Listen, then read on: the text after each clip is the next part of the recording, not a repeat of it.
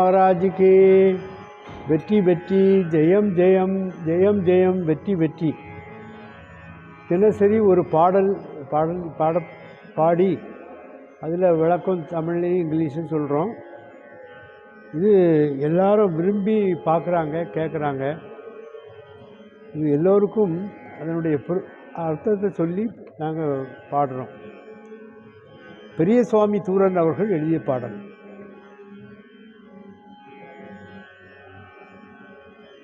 என்ன புண்ணியம் செய்தேனோ நான், என்ன புண்ணியம் செய்தேனோ நான், உன் திருப்பாதத்தில் இருக்கவும் பாடவும் நான்.